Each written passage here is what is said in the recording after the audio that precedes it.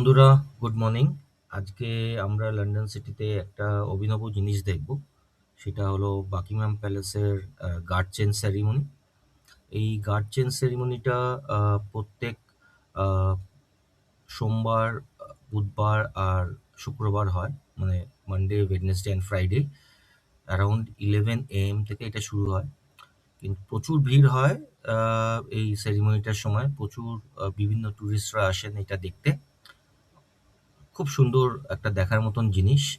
আহ, এবং অ্যারাউন্ড 10:45 নাগাদ এই সেরিমনিটা স্টার্ট হয়ে যায়। তো আপনারা এই মুহূর্তটা অবশ্যই পারলে চেষ্টা করবেন দেখতে। আহ, এটা একটা লাইফ টাইম এক্সপিরিয়েন্স। খুবই ভালো লাগবে আপনাদের এই জিনিসটা। কিন্তু যেহেতু ভীষণ ভিড় হয়, সেহেতু আপনারা চেষ্টা করবেন একটু আর্লি বাকিংহাম প্যালেসের সামনে চলে যেতে।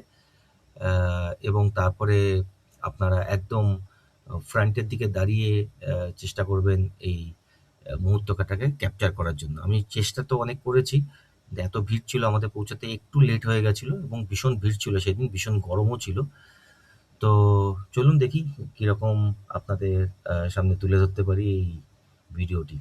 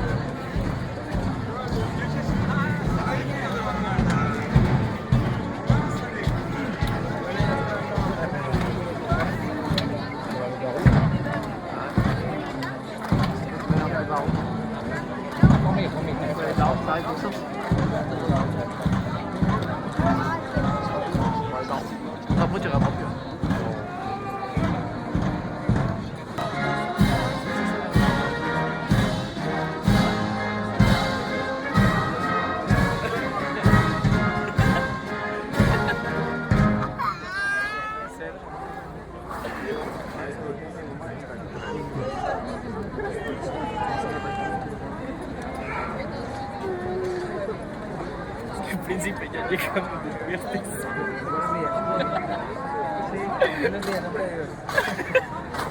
Ay, no grabé eso.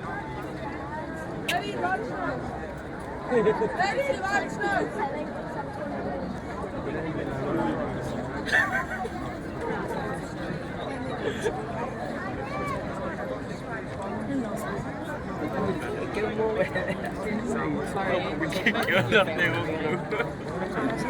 Y ya que para grabar, cuéntame cómo que pronto.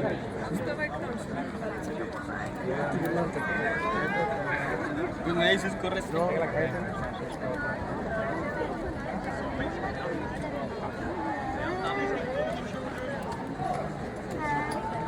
Y pinga.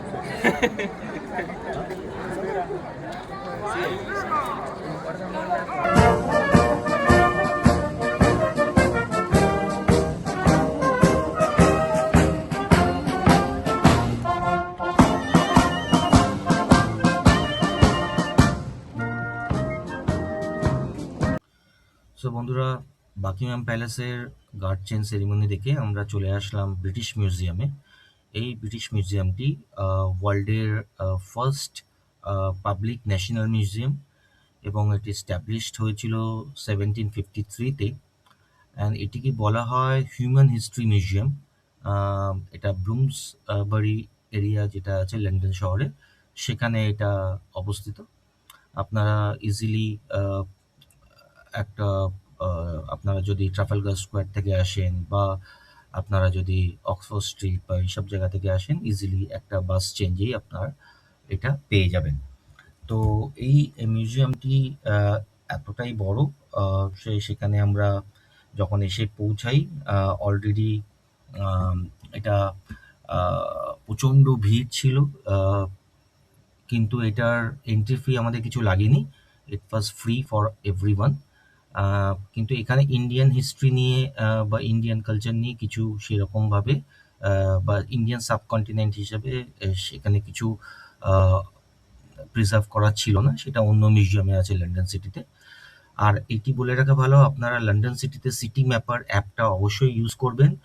আপনাদের লোকাল বাসের ইনফরমেশন বা মেট্রোর ইনফরমেশন বা ডিআরএল এর ইনফরমেশন, ট্রেনের ইনফরমেশন আপনারা সব ওই অ্যাপ থেকেই পেয়ে যাবেন। আমরা এটা ইউজ করেছি, ভীষণই হেল্পফুল অ্যাপ। সো চলুন দেখতে থাকি আমরা ব্রিটিশ মিউজিয়ামে কি কি আমরা ক্যাপচার করতে পারি, আপনাদের সঙ্গে তুলে ধরার চেষ্টা করছি।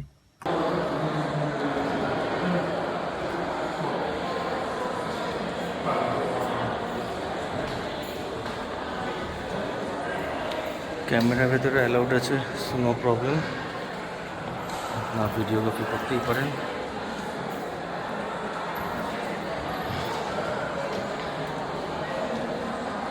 এটা হচ্ছে লেখা রয়েছে musical chamber clock 1598।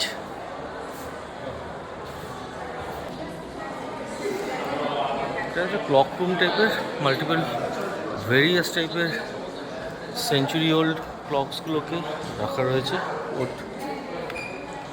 Mainly analogues. একেবারে চাবি দেওয়া।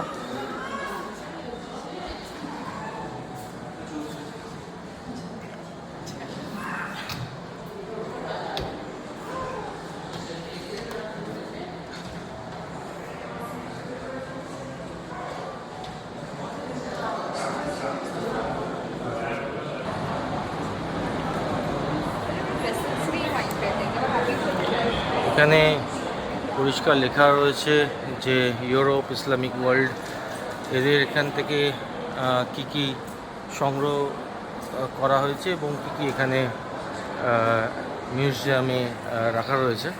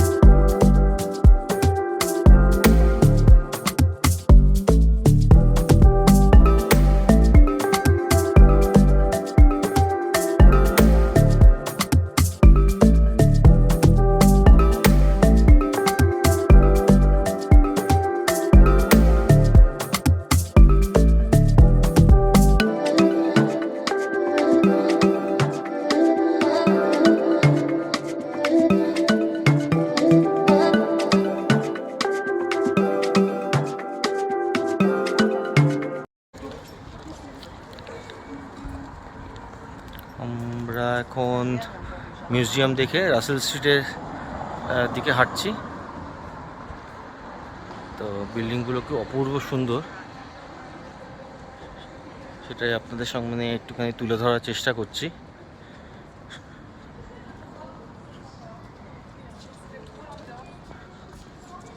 রাস্তাঘাট মোটামুটি ফাঁকা, আজকে রবিবার,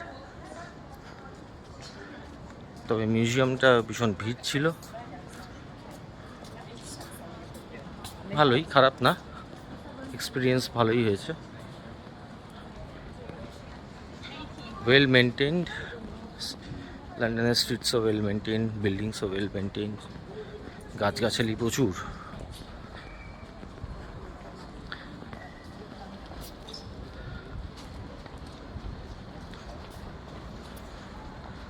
তো বন্ধুরা, আমরা লন্ডন মিউজিয়াম থেকে এখন মেট্রো ট্রাভেল করে সেন্ট ক্যাথেড্রাল চার্চে যাব, এবং এখানে metro tap and go feature আছে। যে কোনো আপনার ক্রেডিট কার্ড বা ফরেক্স কার্ড ইউজ করে মেট্রো ট্রাভেল করতে পারবেন। ভীষণই কনভিনিয়েন্ট জার্নি, আপনাদের সঙ্গে সেই মুহূর্তগুলো তুলে ধরছি।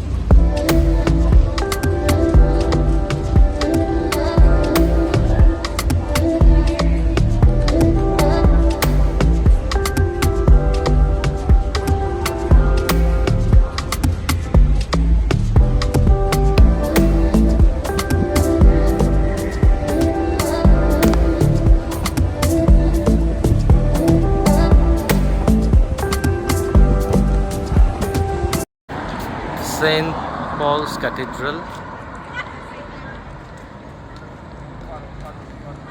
সুন্দর একটা হেরিটেজ বিল্ডিং।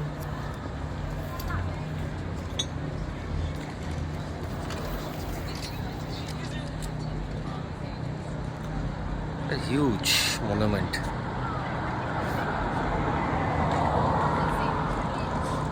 ভেতরে ঢোকাও যায় সামনের দিক থেকে। একটা বড় ওয়াচ টাওয়ার আছে।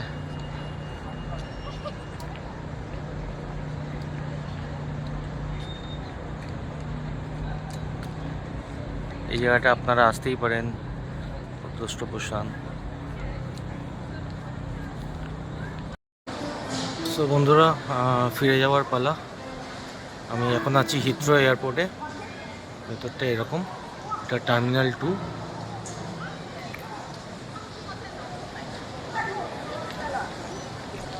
ডিউটি ফ্রি শপসগুলো এই দিকটাতেই আছে, উপরে নিচে দু জায়গায়।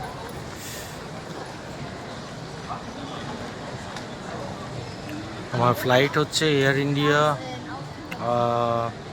8:45-এর। তো এটা যেহেতু ডাইরেক্ট ফ্লাইট নেই কলকাতায়, তো আমার পরবর্তী স্টপেজ হচ্ছে দিল্লি। ওখানে 11:30 অ্যারাউন্ড পৌঁছাবে ফ্লাইটটি, এবং তারপরে ওখান থেকে কানেক্টিং ফ্লাইট আমি 4:30 নাগাদ এরকম কলকাতার জন্য বোর্ড করব। 6:30-তে আশা করি কলকাতায় আমি নেমে যাব। সো আপনারা সঙ্গে থাকুন, চোখ রাখুন। এটা হচ্ছে আপনার সিকিউরিটি এরিয়াটা। খুবই সুন্দর, বড় এয়ারপোর্ট যেরকম হয়। Heathrow is one of the busiest one.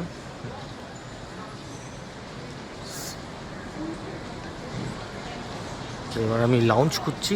লাউঞ্জটা B46-এর দিকে আছে। আমার টিকিটের সঙ্গে লাউঞ্জটা অ্যাক্সেসটা ফ্রি আছে। সো এখন লাউঞ্জের দিকে যাচ্ছি। আপনাদের সঙ্গে চোখ রাখুন, আবার কথা হচ্ছে আপনাদের সঙ্গে।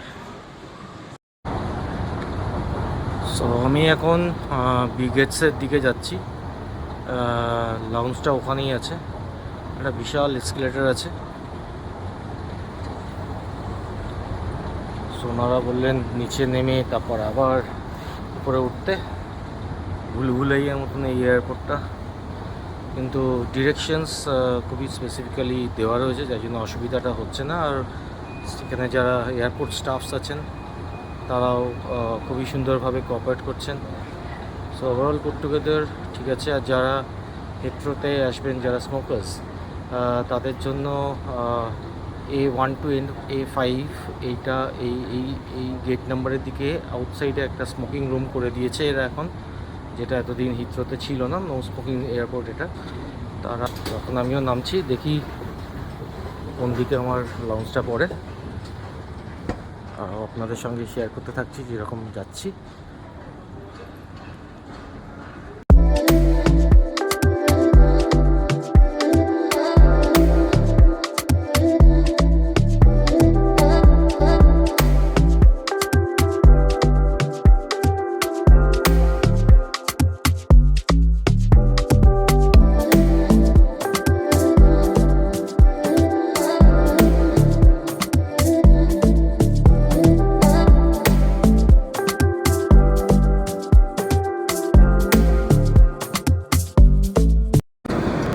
ডিনার এসে গেল, চিকেন, আর একটা হচ্ছে ভিন্ডির মশলা টাইপের সুন্দর একটা ডাল, একটা আর রাইস। খাবো, খেয়ে তারপর এটাই হচ্ছে কাজ। কাজ বলতে তুই খাইয়ে শুই, আপাতত ফ্লাইট।